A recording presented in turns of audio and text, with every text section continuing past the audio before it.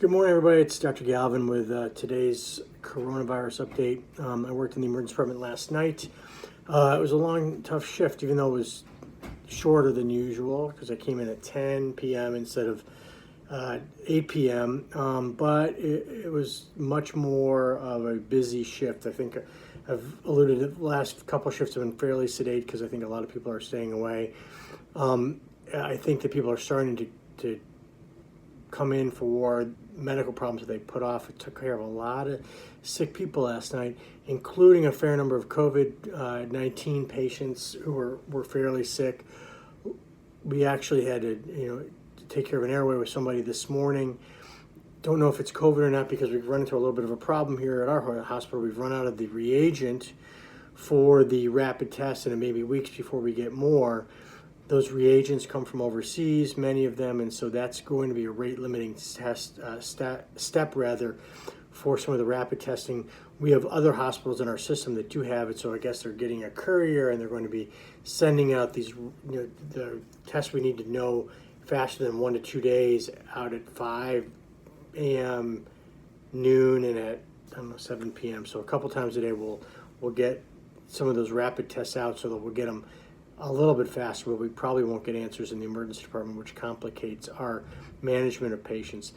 But seeing a lot of sick people, probably some of this is related to people who have been avoiding the emergency department because they've been sick, they've been putting it off, and now those minor sicknesses are becoming major sicknesses. But I also kind of saw some of our normal, stuff that we see, minor things.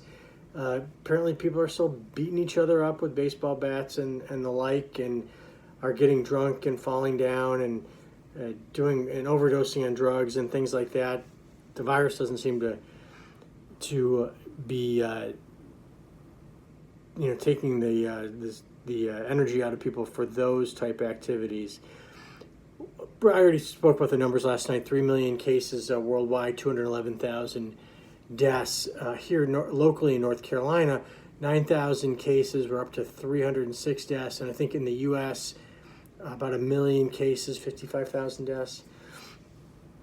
This virus is real. I mean, for people to say that it's not, I think is disingenuous at best, especially for folks that don't really take care of people in the emergency department. So, I've been alluding to some claims that were made by some doctors in California, and I think smarter people than me are getting a hold of those numbers and are really raking those guys over the coals for the same reason I did. You cannot equate the infectious rate of people who are testing that are sick with the population in general. It's a little bit like, measuring the number of alcoholics in the country by sampling people at an AA meeting. That's kind of a similar thing. That wasn't my analogy. That was somebody else's from an article I read, but it's a great analogy. That's essentially what we're doing. We test the people who are really sick that we suspect are COVID. So you cannot translate that positive rate to the overall population. Antibody testing may be able to tell us that. Those particular physicians have been actually censured by the 2 emergency medicine specialty societies, which don't really get involved in these things. But the information they're putting out is so incorrect, and it's potentially very dangerous.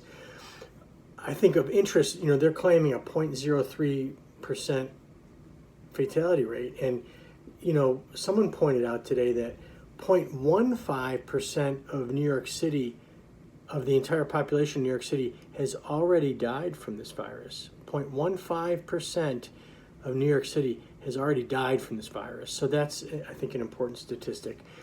Do I want to open things up? Absolutely. But I think we need to have good data to do that. I'm not going to belabor the point. I'm not going to cover a lot of things. I'm tired. It's been a long night.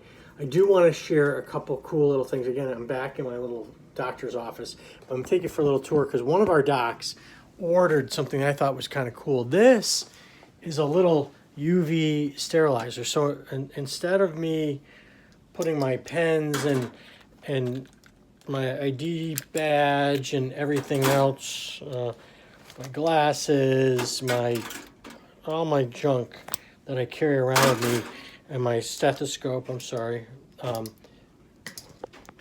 I can put this stuff in here now, close it up, start it, and then it UV sterilizes that stuff for 10-15 minutes, and that supposedly is going to be better than us using all this other junk, the cleaning solutions and everything else.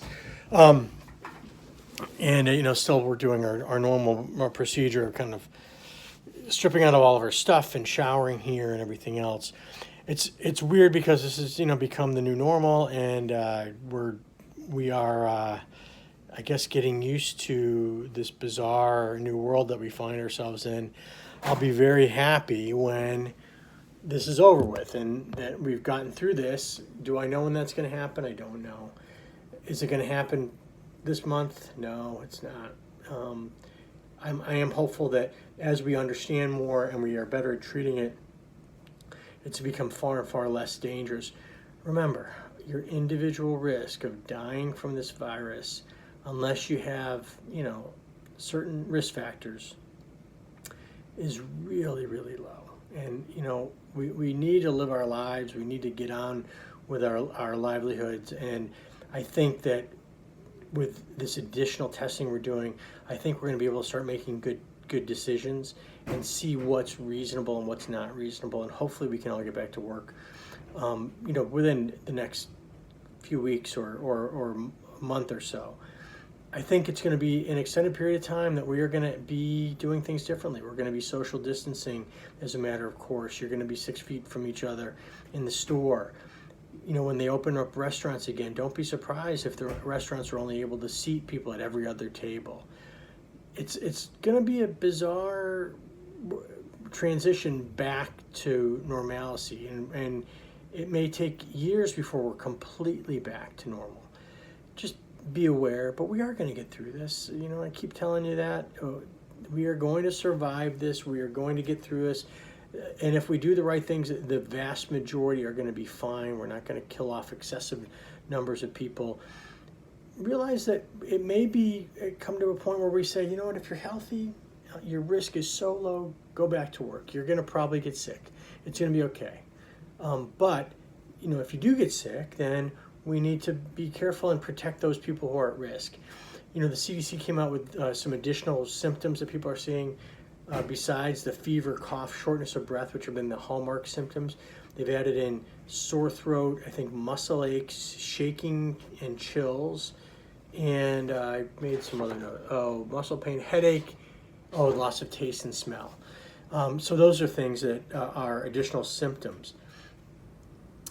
Take care of yourselves. Take care of your families. Look out for each other. Do the right things. Keep your hands in clean. Soap and water is going to kill the virus. Oh, one other thing I want to show you. This is pretty cool. We've had a variety of different things made, but my son's girlfriend's dad has they work with Formula One. They do all kinds of fiber, carbon fiber things, and he made this really cool face shield out of carbon fiber with these disposable, replaceable shields. And this thing's really awesome because it's lightweight, it's very comfortable, and it doesn't fog up, which is a huge thing. So, Joe, thank you for making that for me. I appreciate it. I will talk to you guys tomorrow. In the meantime, do what you know what to do. I will talk to you later. Bye.